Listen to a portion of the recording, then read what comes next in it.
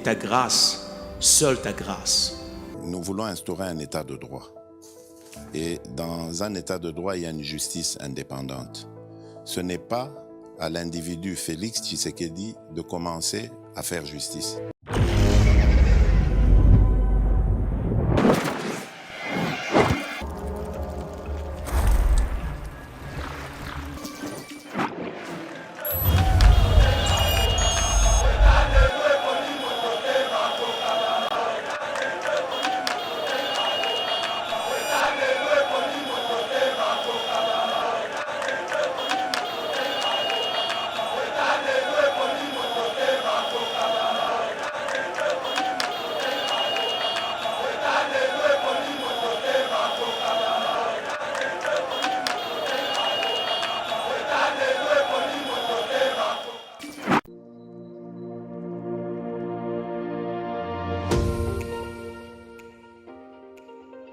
La République démocratique du Congo est un géant au cœur de l'Afrique.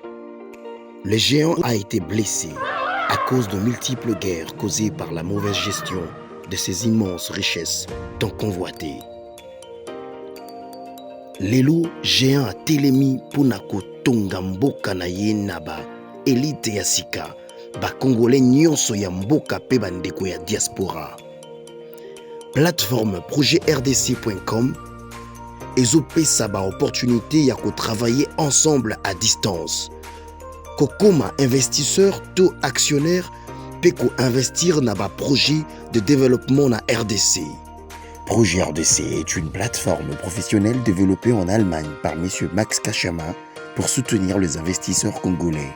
Une plateforme professionnelle avec plusieurs services comme Cash Money pour assurer avenir nayope à bananayo. Yaka ko investir na bourse internationale yaba actifs, y a Facebook, Google, Mercedes, Bitcoin et autres. Projet RDC gère plus de 30 millions d'actions et crypto de ses actionnaires en bourse. Projet RDC crée la nouvelle et première classe d'entrepreneurs et investisseurs congolais qui investissent avec toute assurance et transparence en bourse internationale. Devenez aussi investisseur et actionnaire. Rejoignez la nouvelle classe sur www.projetrdc.com ou bien téléchargez l'application Projet RDC sur Play Store. Bonjour mesdames et messieurs, bienvenue dans notre émission Veille patriotique, émission Oyoto. Pesa kabino d'information à l'Ico-dominé, scène politique congolaise, Tokolobela. Bongo actualité, à l'Ico-dominé, politique, ya mboka na biso République démocratique du Congo, et zali bongo marche ya lamuka que nous intitulons le dérapage de Martin Fayulu, offense au chef de l'État, injure publique aux agents de l'ordre, les policiers, l'arrivée des aéronefs pour la nouvelle flotte aérienne de Congo Airways, le président Félix a dit et a accompli. Les cortèges du président de la République, bon ça on va inclure ça na kati ya marche à la Mouka, cortège à Mokoza Moka menacé na Tongwa avant qu'il de Lubumbashi na derniers hommages il faut rendre na Baba Kyungu Gabriel.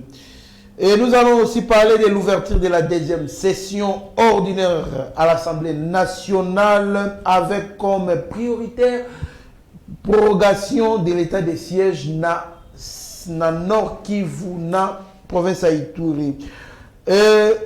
Tokolo Belapeli Soussou, na lobby, obsèque ou sa dernier hommage na Baba Kyungu na Mwana Mboka Abe Chole, l'homme de missile non conventionnel Obomesana Kolanda ndetro kota mozindo ya mainyo sur notre taille binoa et bon to développer. Mwana Mboka Abe Chole mbote.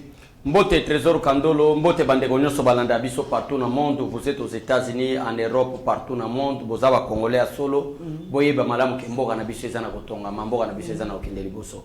Mais ba propos na obimisa lelo en tout cas na kosenga na yo.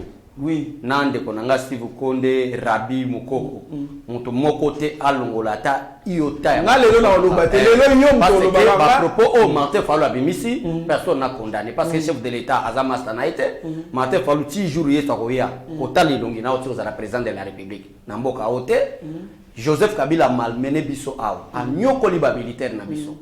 aloko ti bato lokola ba John Numbi bato bazo ata formation te kaka na entrée à AFDEL na 97 a komisi bango ba général corps d'armée pété wana peut-être ba congolais ba yebate eza na Afrique centrale azaka ka yena James Kabarebe o aza ministre de défense congolais soki ba congolais ba yebate pété o John Numbi azwa mais quelqu'un qui n'a même pas reçu une formation militaire Kabila nyokoleli biso ba militaire o mona militaire alati teni na arme menacé ya teni na ye azana lipapa même Mobutu a détruire Ramboka oyo azako autorisé jamais militaire à la teni même na lipapa to benga balagom mais Joseph Kabila ça quelle était ma déclaration ya Martin Fayulu à l'époque quelle était ma déclaration ya Martin Fayulu à l'époque lelo oyo mongo oba militaire bazala ki kozwa na oba policier bazala kozwa na régime a Félix Tshisekedi oyo Kabila sali pendant 18 ans mon frère Kandolo Kabila tika ko bakisa ta 5000 likolo ya ba militaire te mais lelo yo na soke na ba cantine militaire oke na ba parc militaire okomona ete kuna militaire azalaki ko somba saka masamu na 94000 lelo ba cantine président Félix Tshisekedi ase militaire azo somba na 18000 eza mpe suka te to suki pe wana te makamba osa les ebele alors moi nazo assumer ba propos nanga lelo na Martin Fayulu soki Martin Fayulu amelaka jamba to ana posa opposition ya bato ba melaka jamba te soki Martin Fayulu pe akomi na ya bato soki Martin Fayulu akomi na crique ya bato ba melaka bombe en tout cas biso pe to kotalise ke bombe kaka yo moko pe ko melate to répondre yo na dimension yo moko zo se mesurer ne pe to Ndekonanga Kandolo président de la République le président élu le président de la République est le symbole de la nation congolaise le président de la République représente l'état congolais le garant de la nation mais un individu mutu hôtelier moko boye mutu moko azana ba hôtel na ye mutu moko ateka ba pétrole na ye parce que au nom de la politique parce que au nom de l'opposition abanda obimisa ba propos contre les chefs de l'état est-ce que le président Félix Tshisekedi a mastana même na niveau parce que autrement même Tshisekedi wa Mulumba à ça l'opposition to intérêt Tshisekedi wa Mulumba les autres ont président de l'IDPS qui est frappé par l'incompatibilité constitutionnelle à cause de gérer et le parti na préposte à président de la République il est le président de la République même pendant 32 ans Mobutu même pendant 18 ans Mobutu tala makamuto zako benga Kabila za marionnette c'est qui était vrai je crois makamonga na zoloba marionnette puis aza congolais et ça souci na biso tozala ko la butu ba moyi soki oke na France oke na Belgique oke na Londres place bande ko na biso ba congolais ba fandi bazalaki ko lobete Kabila c'est le médiocre pour le Congo to ko linga élection zo salema mwana ya mboka ya solo congolais de père et de mère akoma président de la République démocratique du Congo ata azali mbwa wana eza ba congolais ata za mbwa l'essentiel pour na biso tolingi congolais à solo mais lelo oyo elo nga je suis vraiment très désolé na comportement Martin Fayulu Martin Fayulu amelaka jamba ndeko Kandolo ndimela nga pe wana ondena rabi mukoko wana maloba raté wana na oloba na pari ya oyo asingaki ba policier to pe oyo asaki neti ya ba kaloni ya kobebisa réputation ya mokonzi mboka offense au chef de l'État le chef de l'État est le garant de la nation Martin Fayulu doit apprendre à faire la lecture na yebi même que dans 18 ans 32 ans Mobutu ba bomela biso ba congolais to zwana temps ya ko sala même lecture te même nani un citoyen a ça la déclaration moko lobake si tu as quelque chose à cacher au congolais il faut qu'on commande un livre soki ko bomba mo na livre parce que congolais a mis ça na lecture te et yango eso se voyer na monsieur Martin Fayulu matidi chef de l'État za master na été chef de l'État aza mutu alingi ba congolais oza la sexe masculin ou féminin tant que oza congolais président Félix Tshisekedi a kolinga Martin Fayulu comme ko la politique ya bassesse ya bato bazana conscience na mayele te ndeko Kandolo eso so ba ke nga même soki nazalaki na lamuka soki nazalaki même muta lamuka na munoko nanga makamba o muluba mukongwe kwa ko bimate eza manka maturité eza manka maîtrise comme mutu kana ba ba muluba voilà comment est-ce que Martin Fayulu muluba oza muluba te oza munda idio place biso to so bengango c'est la bassesse place to so bengango que Martin Fayulu kolongola maloba nanga thérapie Martin Fayulu amelaka jamba mais Martin Fayulu amelaka bombe j'assume mes propos comment est-ce que le président de la République est-ce que Nénette na yebi pété au président Yambaka ça va à la maison est-ce que Martin Fayulu va faire la mbanga abana ko yebisa peuple pe na ba chaîne locaux pe ba chaîne internationale ko yebisa te président Félix Tshisekedi sana pour draguer des filles des petites filles Est-ce qu'un homme, pourquoi j'appelle ça dérapage? un réel opposant, nous avons vraiment opposition à solo, avec souci dans mon thème, c'est trop petit, c'est trop primaire. Pas ça va propos, RFI, France 24 des ans. Nous sommes Félix Tshisekedi maintenant en tant que garant de la nation. Procurer pour poursuivre Martin Fayulu Bakangay. Parce que le chef de l'État est le garant de la nation. Le chef de l'État est protégé d'abord par la Constitution. Mais Martin Fayulu Makamwana ne s'en bat. A commis la bombe, a mis Djamba na Tongo, a zola la lokola mutako kufa lobi, a bimi na Tongo ko kosa bana batu. Depuis quand on a déjà marche et zo sale manakacha mutu kande ko kando. Après yo place au fond d'Agano Bengaganga, Martin Fayulu azande kono. Ici nous parlons de la République démocratique du Congo. On ne parle pas ici des problèmes des ethnies. Makambo pe biso to banya mo président Félix Tshisekedi aza chef de l'État.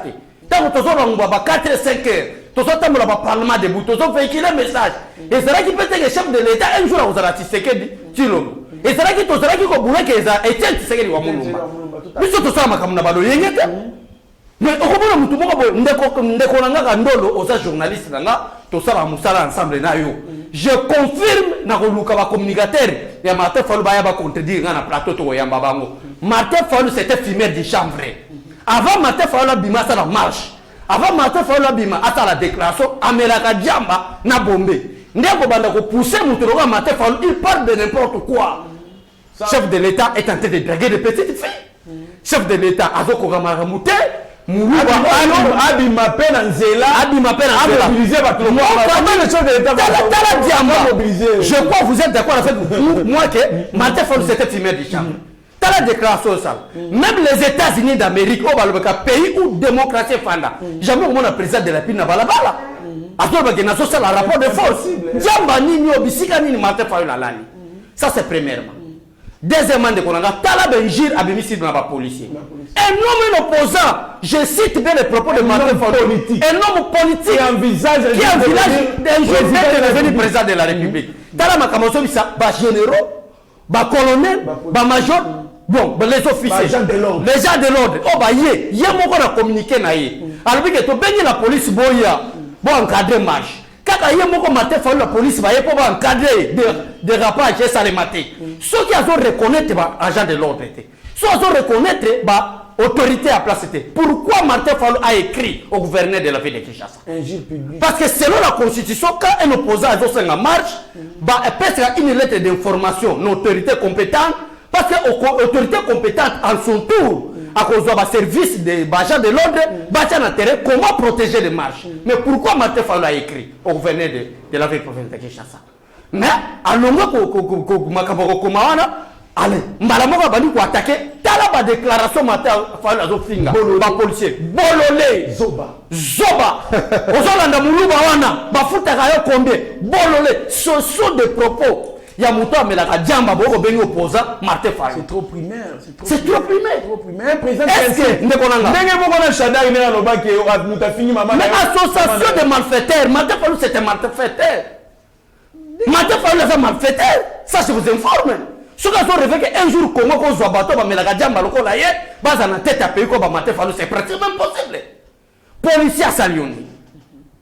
Policier à Salioni pour un homme politique. Oye bisa policier bololé maman na yo publiquement muluba wala ti lomba futa bino combien publiquement. Ça ce sont des propos de Martin Fayulu. En dehors d'insulter les chefs de l'État, Martin Fayulu a insulté même les agents de l'ordre. Et le procureur est là. Nous sommes là, il cherche quoi? Parce que chercher bah voies et moyens pour que le président Félix Tshisekedi akanga. Policier n'a pas porté plainte. Policier n'a pas porté plainte. Nekonanga, nous avons informé le procureur. Et Zana Mutumoko n'a pas 23 ans on va lancer couvre-feu. Abibima qui comme la famille Tshisekedi a gronda ba policier na boulevard des 30. Et ça va baisse dans les réseaux sociaux. Balanda ti place à ça lelo mutu wana zana baka. Et la constitution nous dit ceci, nul n'est au-dessus de la loi.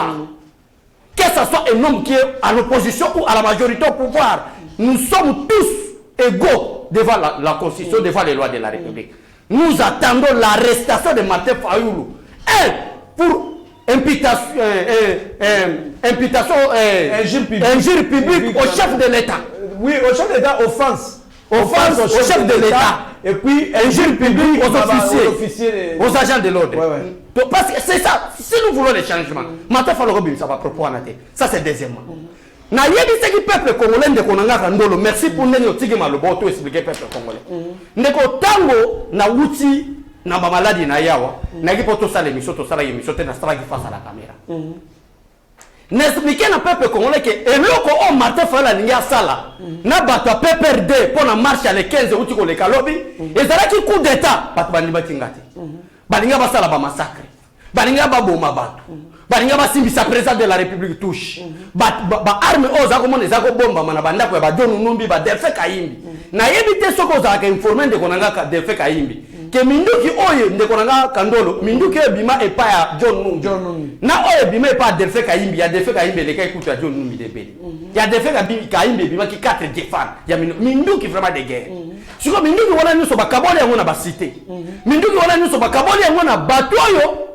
Ben conscient au balandaka Martin Fayulu avec intention basala ba massacre na régime à président Félix Tshisekedi pour la tour na bango ba kendo sala ba déclaration que il n'y a aucune différence entre le régime il y a Joseph Kabila na régime à président Félix Tshisekedi. Preuve à l'appui. Aujourd'hui matin président de la République a aligné à se déplacer pour attaquer le Lubumbashi à que le pesa hommage ya suka na nani na Baba Kyungu. Baba Kyungu qui n'est pas n'importe qui, un grand homme politique à la République démocratique du Congo. Martin Fayulu, à travers Adolphe Muzitu, le Moro va piller le peuple congolais. Miso Adolphe Muzitu a tiré le corps à Faramutuka, à terme Miso Telemakaboy. Parce qu'il y a un homme qui le loque, ne connaît si vous connaissez les gens qui le longata, il n'a pas proposé à mon côté. Tu reçois les lotés, n'a Martin Fayulu, tu la direct au Koyeya. Miso Adolphe parce que nous avons bêté Sanga, nous avons bêté Martin Fayulu, Adolphe Muzitu Sanga. Adolphe Muzitu ne peut pas parler. Quelqu'un qui a détourné l'argent.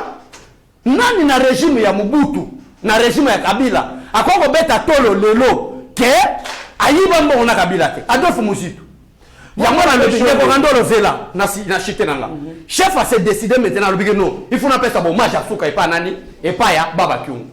Adolphe Muzitu na Martin Fayulu na mbongo o bazwaki na kinga kati pona marche à le 15. Ba financer ba kuluna o ba ko luka ba kendeka ne makasese. Soki ba moni cortège ya chef de l'état ba mabanga. Tango ba komona mabanga wana ba attaquer président de la République mais ça c'est bête makambo sel. Ba kopo ba momi ba ko crime contre l'humanité. Voilà, raison pour laquelle Martin Fayulu kenda aussi ma pays. Parce que ba yeba malam ba kaboli mbongo ndeko nanga. Ba kaboli mbongo na banseli. Na ba malu. Si ba yeko suka ngona maya njili. Tout autour là ba pesi ba mbongo parce que mbongo wana utaki ngakati tout le monde connaît. Bazina ba polo a ide pesi ba lati si ba ça la massacre. Mais nzambe o biso to prier que Congo na biso to boy to za la esclave un jour. Ayo ke le biso mawa. Alobiki makambo ko sale matin. Lelo na tongo makambo ba rataki le 15. To monika ba parce que to za la banquet to luka. To vu vraiment ba jeune ya tiango ba lobiki ils étaient financés par Martin Fayulu et Adolphe Muzitu. Tant ba mona cortège à président de la République de ba sala ni. Baba. Avec intention. Parce que le cortège du chef est intouchable. On peut même tirer. Donc dès que Liban est basé déjà dans le président, il faut qu'il tirer. C'est une obligation. Et c'est une obligation de Konanga. Maintenant, avec connaissance de Makamoba, Adolphe Muzitu, Martin Fayulu Bayebi, nous avons fait ça, Bakuya Oyo, Bana Mikeyo, Batoyo, Bamelaga Jamba, Lokola et Martin Fayulu. J'insiste. Bato Afana, Bangona, Martin Fayulu, Bamelaga Bombe, Jamba. Pour un homme conscient, Kandolo, s'il te plaît, le président de la République, il y a Martin Fayulu. Un homme conscient, un homme politique. Il faut bien préciser des mots. Ako benga un officier, il y a police ou soit armée, bololete, zobate, zoba, est-ce qu'on met une infraction? C'est une insulte. Insulte. On va gérer la zobandenge. Parce que dans une république, tous les bateaux bazama yele lokola bakandolo, tous les bateaux pe bazana baya kandolo bazaba zoba. Il y a une nation, une république et l'État. Il y a raison pour laquelle tous les forces de l'ordre. Raison pour laquelle tous les armées, c'est pour mettre de l'ordre. Mais ce qu'on a pour quelle raison? Il y a Adolphe Muzitu obenga officier banani ba bololé ba zoba. Il y a un qui va proposer nga si vous connaissez olongola té. Martin Fayulu c'était filmé du chambre.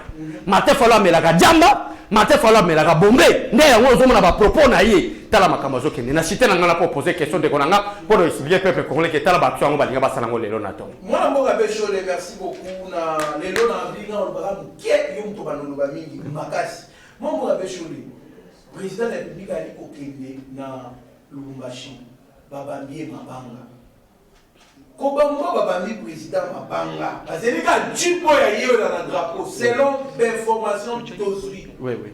Parce que outre le moi, cortège à Mokonambo qui est intouchable, ne peut faire l'objet d'aucune attaque. Aucune attaque.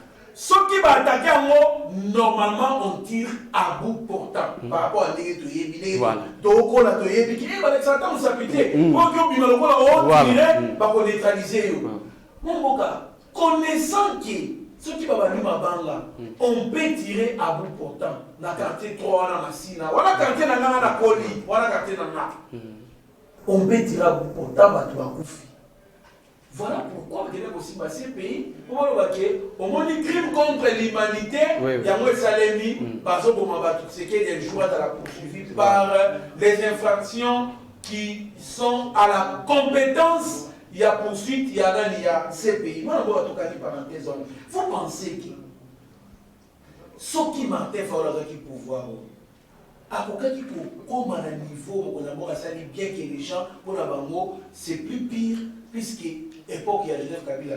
Aujourd'hui, moi, on parle plus du système Kabila. Ce système-là est presque neutralisé. Donc, à 80%, bien que c'est qu'elle les attaques. C'est déjà une victoire pour le peuple congolais. La gratuité de l'enseignement, c'est une victoire pour le peuple congolais. Sur 7 aéronefs promis par le chef d'État, 2, et qu'on a dit déjà, on va en parler. Tous amis dans démilitarisation à Kinakati, il y a GLM, il y a nani nani defeka indi, il y a nani nani olobi akima John Numbi et consort. C'est une victoire pour le peuple congolais. Augmentation à salaire, il y a des policiers, des militaires, des enseignants. Tout cela par rapport il y a tant il y a 2 ans et demi à Pamoko ce n'est pas suffisant quand même pour rencontrer la bonne volonté en Kozambo. Est-ce que ce que Kozambo a servi plus ça? Batouano babambi babanga bakodimaye. Ndekonanga d'ailleurs tozo corriger nanu mwa eloko moko ndekonanga. Tango peuple congolais azomona tala ndenge président de la République atambolaka. Atamboka na plus de 8 montards. Montard mi balèze a déjà liboso. Polo koyebisa mutu teke na yeba teke eza président de la République azoya. Polo ko talisa mitu ke zoya. Bon le baté que tu es tout à l'heure mutu chef de l'État parce que tu es bagité. Ba montar mi balèze a déjà liboso pour la nine pour compléter malobanayo. Côté ça peuple congolais que cortège chef de l'État. Et ça là objet il y a attaque mon côté. Muta ko attaquer mon côté. Soki ba attaquer circonscription wana nyoso makambo ça lebi bako kanga yango bako kanga batu nyonso na ba inosa. Le chef n'est pas n'importe qui. Le chef de l'État n'est pas un premier ministre, il n'est pas le ministre de la Défense, il n'est pas le chef de l'État, c'est lui qui engage la nation congolaise. Mais Matala Bajé Martin Fayoul Saliba comprendre, nous sommes Martin Fayoul comprendre ni. Na motem ma peu conscience à Martin Fayoul. Ayebi malamu ke Félix Tshisekedi na régime na atiko boma motote. Ayebi malamu ke Félix Tshisekedi na régime na e akotiko kango posante. Wana Martin Fayoul ayebi parce que Martin Fayoul azali mona bitinga président Félix Tshisekedi na limité 10 milliards. Ça je vous dis de bonnes informations, preuve à l'appui. Bato nous sommes beaucoup misaka. Quand masalanga ko ndekolanga kandolo ko banga ka te soko zomona Martin Fayoul. Ngana yebi Martin Fayoul zotambola na fuga ya noir. Na kiti ça na parlement debout tout na ndekolanga yo kason. Je vous dis Dieu met témoin na ça na plateau. Force na bango ezaki parlement debout 10e ritango za na katwana zotambola na fuga ya noir. Tout na bato bayeba ke Martin Fayoul. Na kiti na bi kiti sa boyaka ko so succès kana IDPS boye lobi bo sala nini. Bokima metala makamate Fayoul ko sala na président Félix Tshisekedi. Ko financer bato babamba cortège chef de l'État mabanga. Ata kutu motema mabe yango ezalaka. Ata kutu nango balobi ke jalousie yango ezana degré à 100%. Et comment c'est na motema mabe wana te. Mais na ko informer peuple congolais.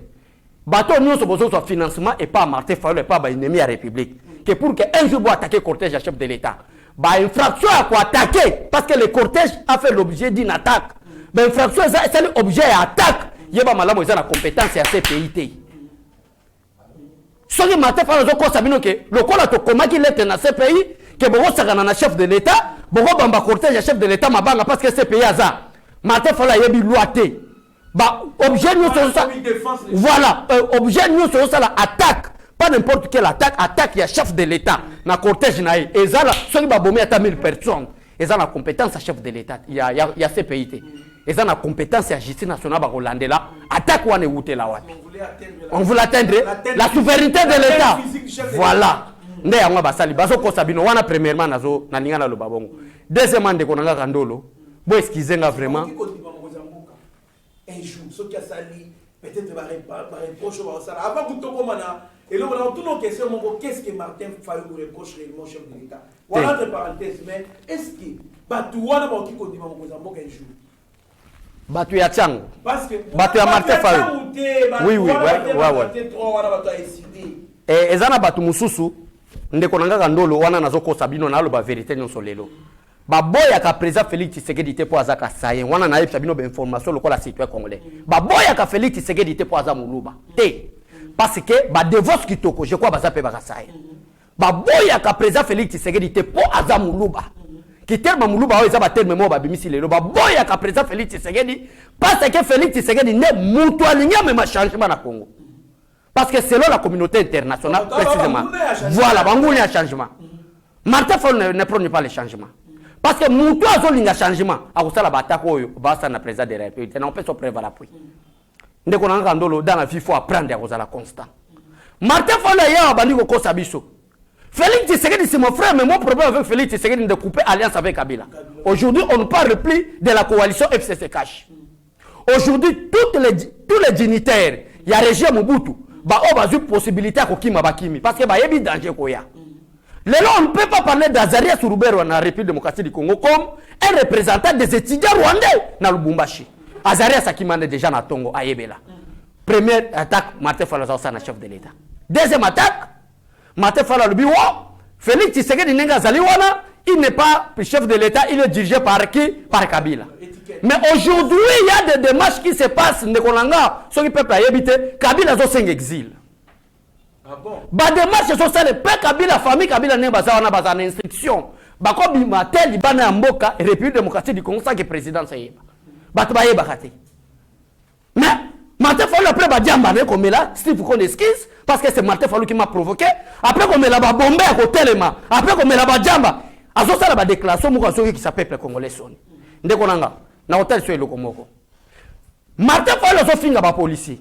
Boza bazoba. Ça c'est un homme politique. Ba bololé. Muluba la foot rabino combien? Lelo oyo policier salaire za ko zo tango Joseph Kabila za chef de l'État. Na mbongo policier comme ko zo tango Félix Tshisekedi za chef de l'État, il y a une grande différence. Félix Tshisekedi mati bango salaire, Félix Tshisekedi apesi bango ba bengo nini. Biso ba toto linga Bible mito bengo ba don ba leg pour na ba militaire ko pesa bango ba savon ba mungo ezo koma au salema. Dernièrement uti ko sala ba uti ko créer ba cantine na ba camp militaire. Place ba policier ba militaire ba banda ko zo. Mais quels sont les objets au Martin Fayulu a attaqué le président de la République? Yangwana na début na bani ko tension de konanga kandolo. Que problème na bango eza compte ki muluba ya président Félix Tshisekedi te. Problème na bango Félix Tshisekedi a lingi changement. Problème na bango Félix Tshisekedi a lingi si sa guerre ya est la République démocratique du Congo. Place eza ki kopo ya ba Adolphe Muzitu, kopo ba Moïse Katumbi, kopo ya ba John Numbi, kopo ya ba Tango Fort. Président Félix Tshisekedi kopo na bino soute, nous allons sauver la nation congolaise. Félix Tshisekedi bisika oyo Kabila kokaki te a dépassé largement car 2 ans otozanaï. Mais Martin Fayulu lelo pour na ko diaboliser président Félix Tshisekedi ba bon to ko sana ki muluba ça problème ki muluba te. Et ça problème Félix Tshisekedi aza un homme de changement. Peuple congolais bato ba pesa biso confiance na Yeba TV. Bato ba s'abonner parce que ba yebi peke moi na mboka trésor lumba le kaka. Na ko yebisa bino boy. Nzambe azalaka juste. Nzambe aza juste. Bo tala mitu na bino malamu. Ozala mutalamuka muta eside mutolinga Félix Tshisekedi te. Ça c'est un message pour vous. Aujourd'hui, son président Félix Tshisekedi Azate, Congo est koufi. Il n'a aucun homme. Félix Tshisekedi, c'est un homme de changement. Félix Tshisekedi a comme chef de l'État, excusez-moi, Konanga. Kamera yibi mbongo kolekaye. Wana balobakate. Un simple directeur du cabinet du chef de l'État qui n'est même pas une institution de la République. Mais yibi mbongo koleke les lois qui n'en a prison. Nani les lois qu'on bête à tort que Félix Tshisekedi est incompétent. Depuis un chef de l'État, t'as la sombi ba résistance autant. Tala sombi ba vile autant. Kabila yake comme kadogoti. Mbonga usomba ba ferme kinga kati na ba ferme espoir na Goma. Azua. Mbonga bako ndaka shamata na Lubumbashi azua ngo. Mbonga ba Congolais. Nanda ko bima lelo na Yeba TV poto ya mabatu nyoso. Olukelanga kandolo lukasifu kondo ba babenga mwana wana ganga mingi. Natalise ba bien Félix Tshisekedi azui. Botika motema mabe Martin Fayulu ndeko kandolo zo poser question. Fayulu papa pardon suki apembe zo biozo mukolo ya kala. Oza tata mukolo mwana no liboso na yebite lelo soki pe azape ba age nini mais tika komela doser whisky doser badiamba pardon Martin Fayulu doser diamba eza mabe bakolisika bakanga yo oya koloba ke tala na régime Félix Tshisekedi de liberté d'expression ezate la liberté d'expression ne signifie pas liberté de l'âge mais c'est Martin Fayulu keba. Merci beaucoup mon amour avec le conclure avec ces débats. Il y a Martin Fayulu mon amour avec est-ce que si Fayulu était à la place du chef de l'État dans 2 ans et demi au qui comme Allemagne te Polanda était ye moko nanu tika makambo Allemagne ndeko nanga c'est monsieur que vous appelez Fayulu il ne faut plus l'appeler monsieur Martin Fayulu ne mérite pas d'être appelé monsieur Fayulu ndeko kando il faut appeler cet individu à Fayulu que c'est un Fayulu m'a dit que Takiam il ne mérite pas d'être monsieur l'homme que moi je peux appeler monsieur tel que Bakandolo ne besoin bah si vous connaissez je peux appeler monsieur si vous connaissez monsieur Kandolo mais ma bouche là que je prononce le nom de Tshisekedi je ne peux pas parler de ce type que vous appelez Fayulu Messie. Il ne mérite pas d'être appelé Messie. Ça, c'est premièrement. Deuxièmement, Zotal Sabiso que Negeni Martin Fayulu Sokazaragi chef de l'État na déjà aligné comme allemand. Nazo Biso, Martin Fayulu futa dans le taxe ya hôtel na yoanate. À plusieurs fois bakangi hôtel wana. C'est un homme malhonnête, c'est monsieur que vous appelez Martin Fayulu. C'est quelqu'un qui est incivique. Incivique, un incivique. Martin Fayulu c'était d'abord l'incivisme fiscal. Fiscal, à Foutarate. À plusieurs fois, je crois que vous avez bloqué l'hôtel. Si vous avez foutu pas quoi, l'État est pour Batonga Congo. Alors, je dirige le Congo parce que même les États-Unis, ils ont envoyé France et ça construit pour la taxe. Si vous avez un hôtel, nous payons sa taxe dans l'État. Même nous là, nous soutenons le président Félix Tshisekedi, on peut dire que nous sommes au pouvoir. Même si nous avons fait même assurance. Assurance et pas DG et Kofo. Moi, assurance, c'est ça. Nous sommes avec intention que moi, je suis comme un caisse à l'État. Et autant, mais Martin Fayulu faut taxe. Même si tu connais insolvable. Même si tu connais oui, c'est un homme insolvable, c'est un homme incivique, c'est un homme malhonnête, c'est quelqu'un qui a infirmier de chambre. Ça, c'est tout ça, Martin Fayulu. Et Martin Fayulu qui est plus loin de Koranga. Même si tu connais, ils ont une assurance.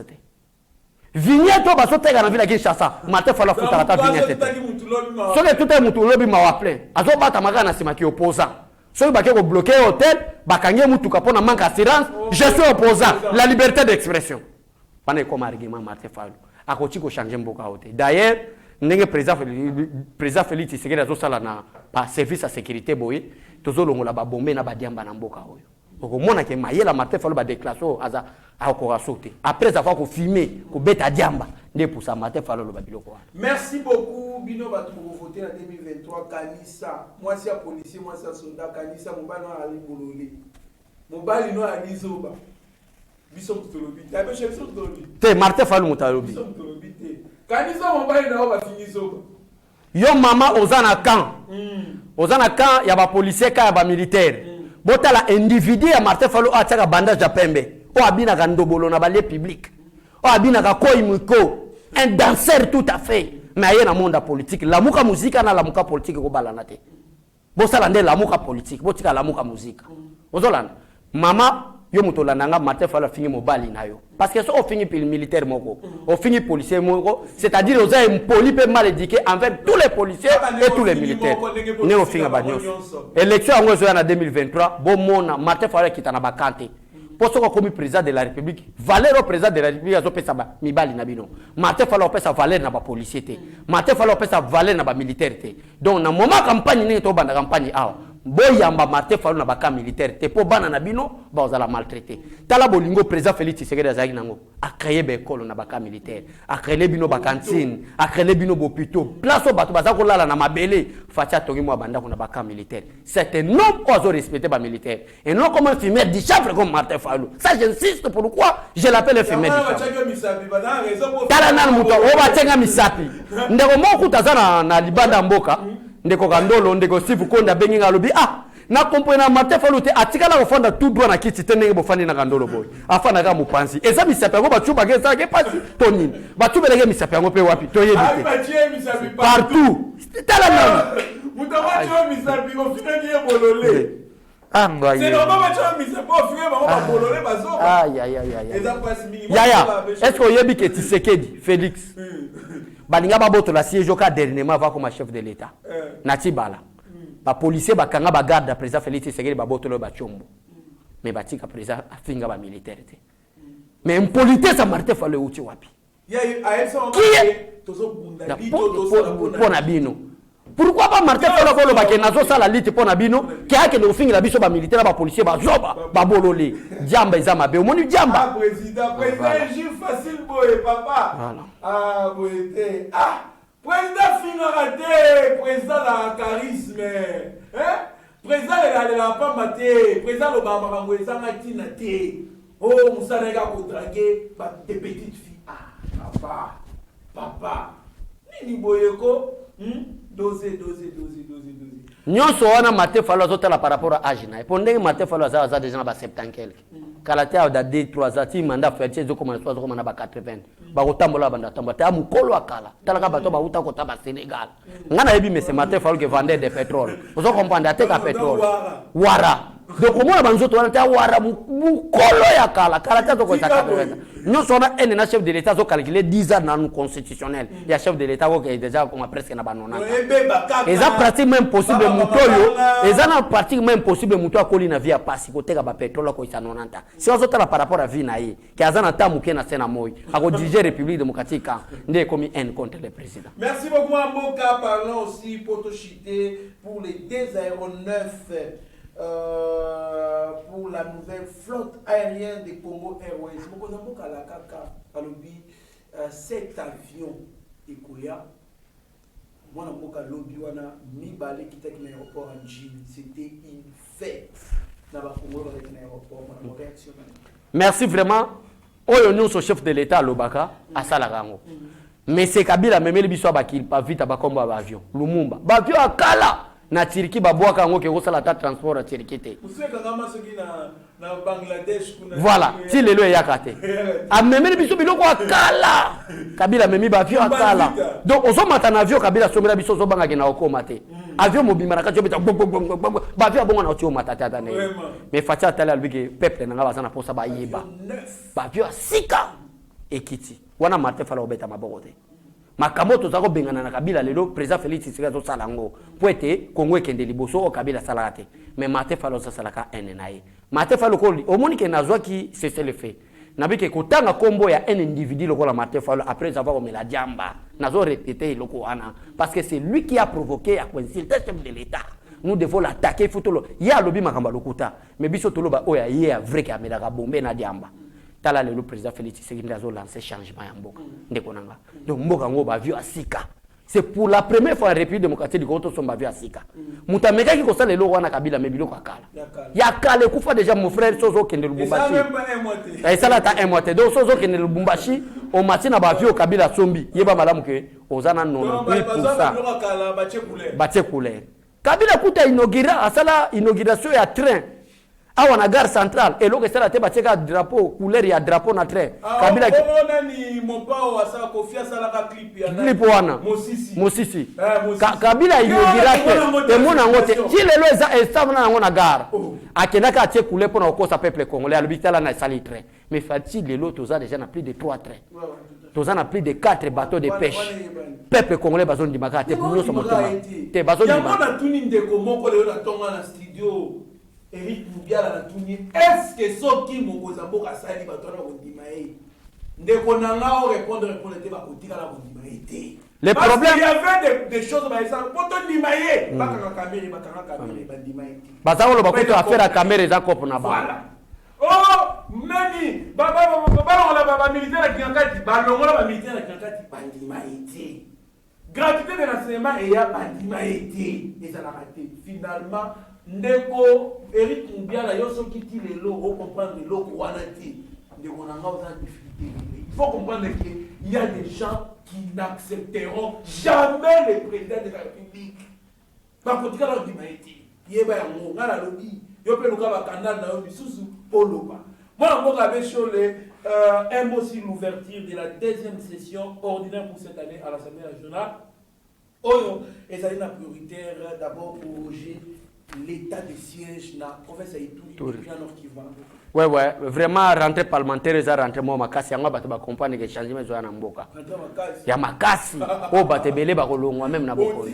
Oh, loi ya solo les obima pour l'opposition ba banda kanga bango. Mais ça le belo makamba, solo monte d'année chaque fois comme changer albino, nga pe na sele repentance ya solo. Na solo bela, yango zo mona place bato ba ke ko sala cop ba décider papa Mbosso.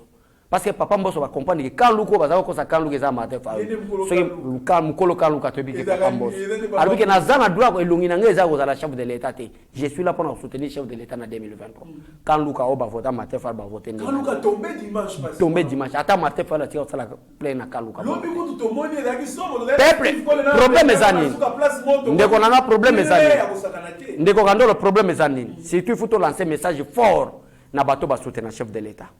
Nyonso, ce n'est pas Félix Tshisekedi qui doit faire. Yo muto moni ko zana ba moyen. Boye ba que les changements au Congo, c'est Félix Antoine Tshisekedi Tshilombo. Et yo nzambe apeso ba moyen. Mbono ezaka musicien tel la boîte nga, ezama bete, osombi amer. Osali boy po batangi komona. Toke ne biso nyonso na reconstruction mboka. Comment? Na Congo vote ezalaka d'une manière tribale, ça c'est clair.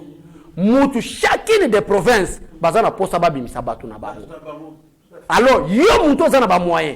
Vous aimez beaucoup les chefs de l'État. Pour être Congo ils ont un changement. Congo ils ont un ba Conseil des Nations. Là où le Congo a été oublié, Félix Tshisekedi dans son sango.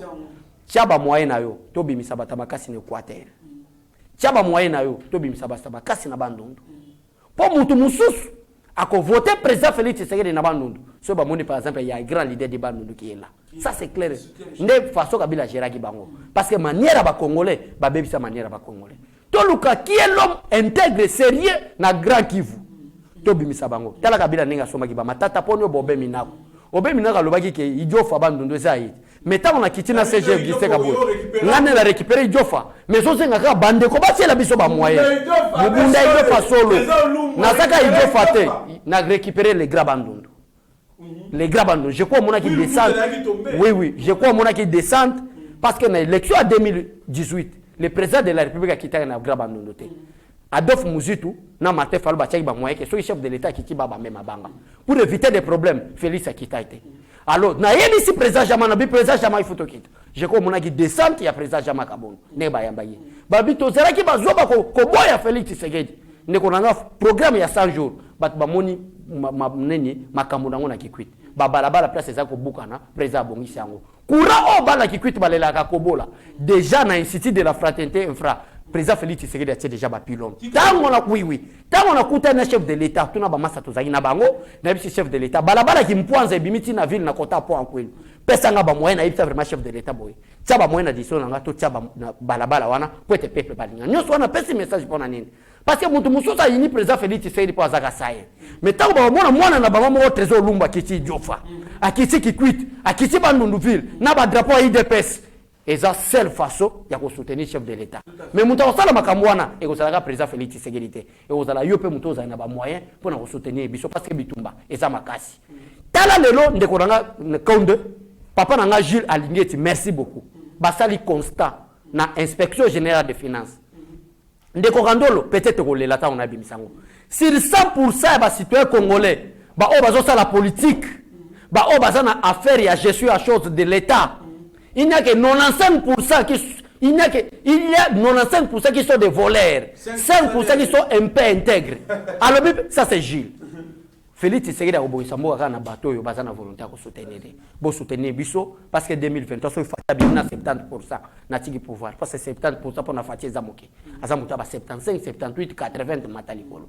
Et ça soutient total Équateur ndengini to ningisango nani akozwa bendele Équateur total abandundu nana kozwa bendele ya bandundu total ba Congo to soutenir parce que na configuration actuelle c'est pratiquement impossible à un parti politique pour être à plus de 250 députés. Nous tous se soutenir pour te fatiguer à la majorité. Mais rare tous en 2018 ils ont assout. Merci beaucoup Mambola Bécholé pour clôturer cette émission. Mokozambo Alina Lumbashi pour rendre le dernier hommage na Baba Kyungu Wakumwanza Gabriel, un grand notable qui fait partie des 13 parlementaires qui ont créé l'ITPS, comment lettre à 50 pages pour dénoncer la mauvaise gestion de Mobutu et consorts. Réaction na yo na likambo ya mwezani. Mutako ko sala makambo il faut ezaka Félix Tshisekedi. Félix Tshisekedi chef de l'État. Papa na biso baba kiunga tikala ko la chef de l'État te. Mais un chef de l'État n'a pas risque nyonso avion ezalaka nango likolo. À se déplacer à avion n'a pas risque nyonso. Aki etapa kende na hommage à Souka ya papa kiunga. Mutako sala makambo ka Félix Tshisekedi. Bon continuer ko yina parce que ça c'est la parole de Dieu. Ba obaza malamu continuer malamu. Ba obaza na mabebo continuer kana mabe. Yo mutozo sala mabe so me la bombe diamba lokola fayulu. Nazo tana na makina kombo. Continuer ko me la diamba na bombe. Biso Félix Tshisekedi to continuer kana bolingo. Ko linga ba papa na biso baba kyungu, ko linga mboka na biso, ko linga ba congolais peut être tonga mboka. Félicitations mon président Félix Antoine Tshisekedi Tshilombo. Tu es l'homme choisi par Dieu. 1000 tombereaux à ta gauche, 10 000 à ta droite, mais toi Félix Antoine Tshisekedi Tshilombo parce que tu as la protection divine, tu ne seras jamais atteint. Merci beaucoup. Merci beaucoup, Mboka Trésor Lumbu. Merci, na Monsieur Eric Djamba. Merci, na Eden Lukusa. Merci, na Eva Bukasa, Théo Golden, Maître Denis Punga, Guilhem Pinda, Chiquito Mouchachino, président Chim, Alberto Moubiaï, Tina Ngalula, Michela Moninga Malamu, pourquoi pas à Francis Kamanda. Mais aussi à M. Franklin Semi, dans l'Équateur, papa Etienne Kabea aussi. Franklin Semi plutôt dans le Congo central, dans ma tête précisément, et puis M. Etienne Kabea Lumbashi. Mon amboka, Kabé Cholé, Zalaki et Makassi, n'a pas rappelé Mingi, n'a pas Congolais, en tout cas, Toyeba, Batuni, tout qui peut envisager, comment va causer un lobby. Congolais, tout font un bis. Tous à la conscience renouvelée par l'intelligence de Belobi na romain. Boye ba pété, ba dérapage belé au balobaka, ba gaffe, ba kino ba Martin voilà c'est ba gaffe moi belé. Abina ka déjà gaffe. D'été kofina public, des droits kolobabino mombo oyo, ba tusu bazana d'été ya kolobango au président, musala na ye ko traquer banani. Et puis le président ne peut pas descendre s'il arrive pour mobiliser. Le président, quand il passe, c'est tout le monde qui applaudit. C'est tout le monde qui applaudit. Le président, qui t'a dans le terrain, va déguer ça les macaques. Bah, maman va les laka. On t'a dit qu'il a un dimanche. Le président ne peut pas descendre pour sa mobilisation locale. Yo. Té. Tozana à Bécholé, nous avons eu des gens qui sont venus nous voir. Papa, ça qui va mon bongo. Il y a des gens qui sont venus nous voir. Bana Massina, Bana Massina, quartier 3. Avenue Mabouidi. Quartier 3, avenue Mabouidi. La avenue Banza, Table Ronde, Mabouidi, Mukila, Kimela, Kapanga, Mabaka. Donc, Kuna na ebiki, je vais moi manipuler, mais pour faire la mission, dérapage de l'équipe. Vous avez branché sur les bâtiments, vous avez décidé. Moi, je suis merci à Steve Konde, merci à Francis Manda. Parce que Steve Konde est Francis Manda. Il faut que tu aies un Kanini, na Francis Manda. Donc, Francis Manda, de la part de Steve Konde, merci beaucoup vraiment. Merci beaucoup, Naiki Moïbaïba TV, Steve Konde, HD, directeur technique. C'est connu par Rabi Mokoko, le lot fourré moulin. Pourquoi pas Eric Moubiala, malgré tes menaïs, Arondimanaï. Merci na Pasteur Gili. Merci na Benjamin Asuka, Mitterrand Naya, Chagio Chudimecha, Abigail Kilumou, Beni Okeke, pourquoi pas à Mike Chiswaka. Et tout cela, c'est par la coordination. Il y a des chadras pour l'autre pour cette petite départ pour Balobi, le before du Pasteur Gili. Restez branchés sur notre chaîne, vous ne serez en aucun cas décimé, vous êtes maître de silence, mais plutôt esclave de ces bons familles. Merci. Ta grâce, seule ta grâce. Nous voulons instaurer un état de droit. Et dans un état de droit, il y a une justice indépendante. Ce n'est pas à l'individu Félix Tshisekedi de commencer à faire justice.